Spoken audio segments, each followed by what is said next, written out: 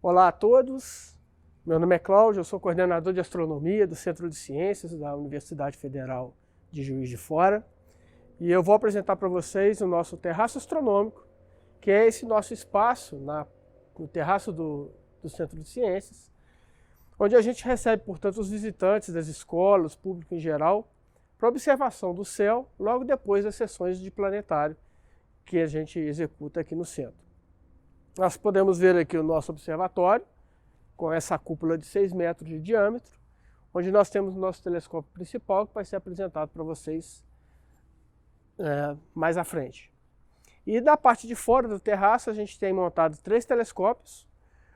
Um deles é o telescópio de 12 polegadas e outros 2 telescópios de 8 polegadas, onde a gente pode observar alguns astros aqui no céu de Juiz de Fora, mesmo com a atual poluição luminosa. E lá dentro temos uma particularidade que vai ser apresentada também. Bom, esse telescópio de 12 polegadas é um dos nossos telescópios mais luminosos aqui para observação externa. E a gente também utiliza esses telescópios no treinamento dos nossos mediadores, onde eles aprendem também através dos nossos cursos noções básicas de astronomia, utilização de equipamento, limpeza dos equipamentos, manutenção de modo geral, porque na verdade são eles que manipulam todo esse material, as oculares e os equipamentos eletrônicos que nós temos aqui para acoplar a esses telescópios. Então nós temos esse telescópio mais luminoso, de 12 polegadas, e temos outros 2 telescópios de 12, como vocês podem ver. Aquele montado especificamente para as crianças, montamos com uma altura mais baixa, para as crianças poderem ter acesso com mais facilidade, e outro igual àquele na parte posterior ali do nosso terraço. Bom, aqui do nosso terraço, a gente tem um amplo campo de visão, a gente tem visão para todos os pontos cardeais aqui, com muita facilidade, então o nosso céu é bem amplo. Então ao longo de todo o ano a gente consegue fazer uma observação do céu bem ampla em várias constelações, posições dos planetas e alguns astros de fundo de céu também é possível de a gente observar lá de dentro do nosso observatório, não com esses telescópios externos, mas lá de dentro do nosso observatório, com um telescópio de 20 polegadas usando uma câmera CCD.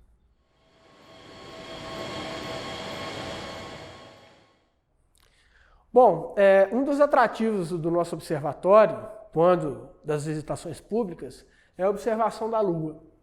E aqui dentro do observatório a gente tem o privilégio de poder fazer a projeção da imagem dos telescópios direto no telão.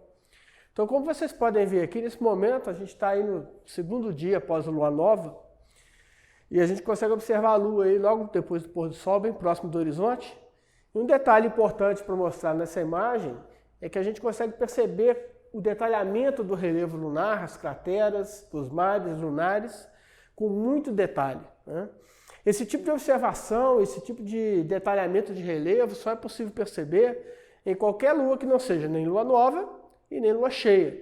Porque na lua cheia os raios de sol incidem diretamente na superfície da Lua, quando observada aqui da Terra. E a gente não vê então detalhes do relevo lunar, pois os raios solares não produzem sombras.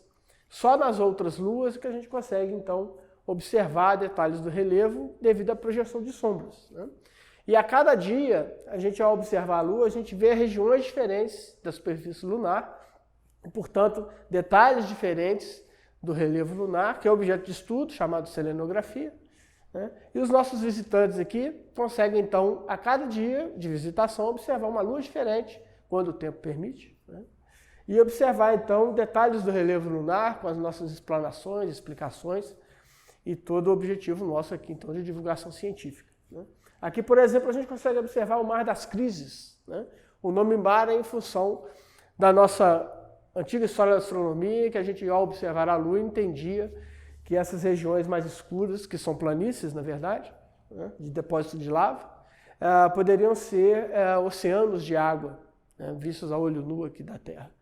E, portanto, o nome mar. Na verdade, é um grande relevo, um grande espaço do relevo de uma planície na Lua. A gente pode, por exemplo, mostrar algumas crateras com seus nomes específicos aqui em destaque, como, por exemplo, a cratera de Langrênios, que é essa que está aqui. Ela apresenta uma ponta aqui no centro dela, na verdade é uma pequena montanha, uma pequena cadeia de montanhas aqui no centro, produzida pela intensidade do impacto e da energia cinética na hora do impacto meteorito que produziu essa cratera, né? As crateras lunares são produzidas por impactos de grandes rochas, né? E como não existe processo erosivo na Lua, nem água, nem chuva, nem vento, então essas crateras permanecem desde o momento que são produzidas por milhões de anos com o mesmo aspecto, né? Então, um destaque aqui, a cratera de Lagrange. Bom, um detalhe interessante que a gente pode mostrar aqui é a capacidade de ampliação do nosso telescópio, capacidade de resolução de imagem que ele possui. Agora a imagem um pouco mais ampliada, ainda com a nossa câmera CCD, a cratera de Lagrange sendo mostrada aqui com uma amplitude maior que a palma da minha mão aqui nessa projeção. É uma cratera visualmente muito pequena de ser observada, que a gente consegue observar detalhes, inclusive a projeção de sombra da cadeia central, né, de montanhas aqui da cratera, né, que eu havia citado anteriormente.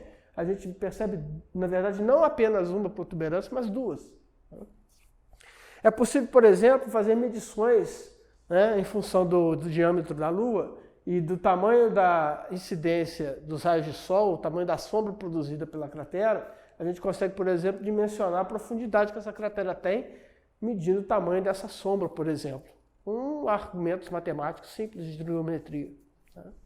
Outro detalhe interessante é que no bordo lunar, que a gente chama de terminador, a gente consegue observar também as cadeias de montanha, né?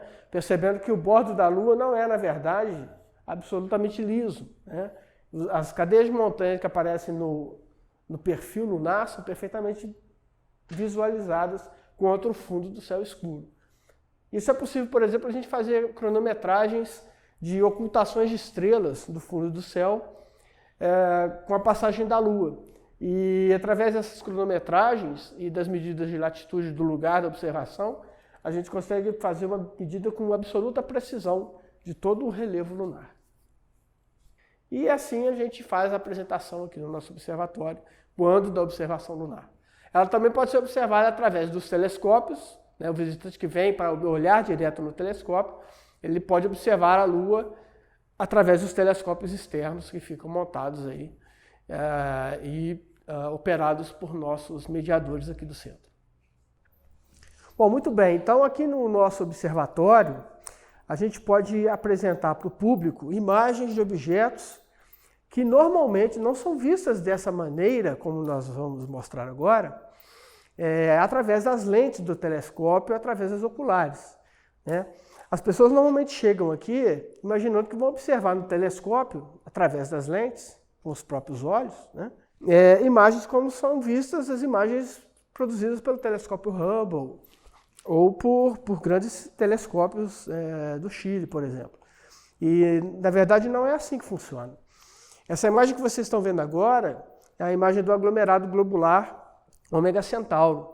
Está sendo obtida por uma câmera de CCD extremamente sensível, com imagens integradas, né, a cada 7 segundos, e permite, então, mesmo com o céu de Juiz de Fora, que ainda já é um céu poluído, luminosamente falando, né, a poluição luminosa aqui é bem acentuada, com o nosso telescópio de 20 polegadas e com uma câmera CCD adequada, a gente consegue, então, mostrar o aglomerado globular como está sendo feito agora.